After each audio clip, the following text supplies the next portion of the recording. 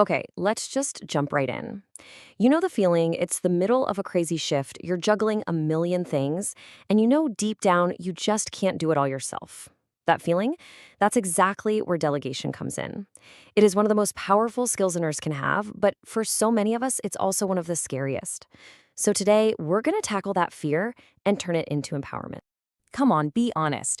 Who said this? We've all been there. That little voice in your head that whispers, you know what? It's just faster. It's easier if I do it. Because you're good at it. You know exactly how it needs to be done. But here's the thing. What if that easy choice is actually the very thing holding you and your entire team back? Seriously, what if letting go of just a little bit of that control was the secret to not just surviving a shift, but actually thriving in it? Because this is about so much more than just checking off your to-do list. This is about building up your team and creating an absolute powerhouse of patient care. Let's be real for a second. Delegation can feel, well, terrifying. You're worried about patient safety, you're worried about your license, and yeah, you're worried about what your colleagues are going to think. And these aren't just silly fears. They are completely valid concerns, and we're going to look at them head on.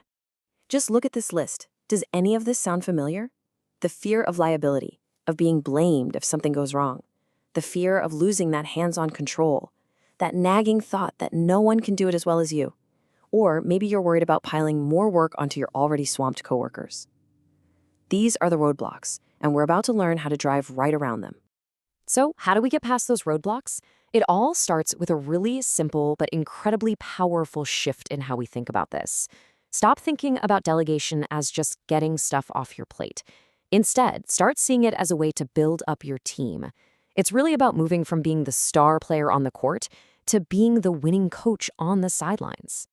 And let's get crystal clear on what we actually mean when we say delegation. It is not just barking orders. It's a two-way street. You're not just handing off a chore, you are entrusting someone with both the responsibility and the authority to get it done.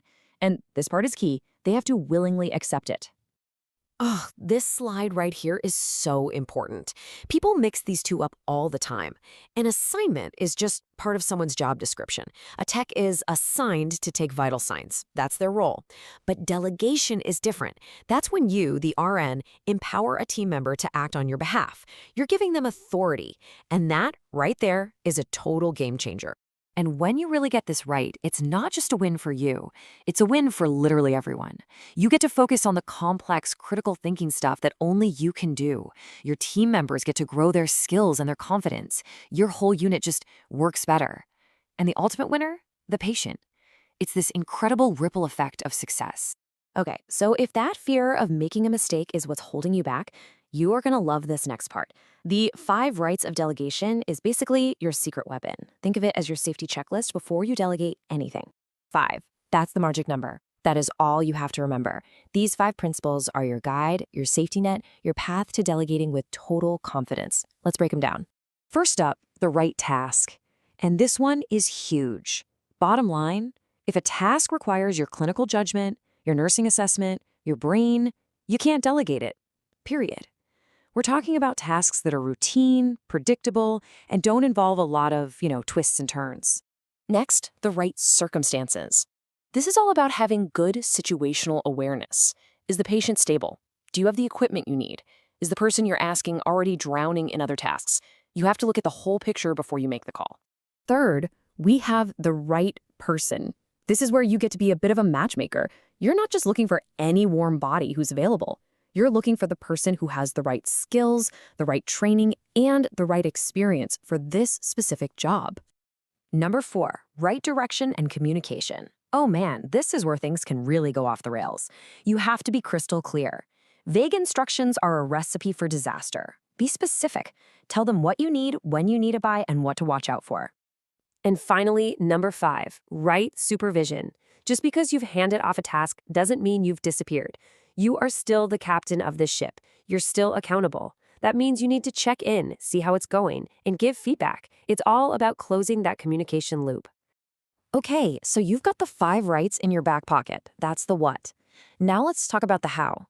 We're going to walk through a simple step-by-step process you can use on your very next shift to start putting this all into practice. This is it. This is your roadmap. Just follow these 5 steps. 1. Define the task. Get clear on what needs doing. 2. Pick your person. 3. Communicate exactly what you expect. 4. And this one is so often skipped. Make sure they actually agree to it. And finally, 5. Follow up with monitoring and feedback. Easy, right? Now, even with the best intentions, it's still pretty easy to fall into some common traps. So let's talk about the dark side for a minute. We're going to look at the 2 biggest delegation disasters, so you can spot them from a mile away and steer clear. First up, we have under-delegation. This is basically that I'll just do it myself monster in disguise. It's when you delegate a task, but you can't quite let go. You're hovering, micromanaging, second-guessing everything, and it not only drives your team nuts, it completely defeats the whole purpose of delegating in the first place. We've all worked with a Sally. She's a fantastic nurse, but her need for control is running her ragged. By trying to do everything herself, she's not just burning out, she's sending a clear message to her team, I don't trust you. And that's a total lose-lose situation for everyone. Now let's look at the complete opposite end of the spectrum, over-delegation. This is when you hand off a task that is way, way outside of someone's scope or skill level. It's unfair to them, and frankly, it can be downright dangerous for your patient. You're putting everyone in a really risky spot. And then there's Bridget. She's the opposite of Sally. She's more than happy to delegate, but it's for all the wrong reasons. She sees certain tasks as beneath her. And let me tell you, that kind of attitude is pure poison to team morale. It creates resentment, and in the end, patient care is what suffers. So here's the bottom line. Delegation is a skill. It's not some magical talent you're born with. You become a great delegator through practice, through patience, and through building a culture of trust and clear communication. It is a muscle, and the more you use it, the stronger it gets. So as we finish up, I want you to think about this. What is one small thing you can focus on this week? Maybe it's just trusting a colleague with one new task. Or maybe it's taking an extra 30 seconds to give really clear directions. Whatever it is, just remember, great delegation isn't about being perfect. It's about being brave.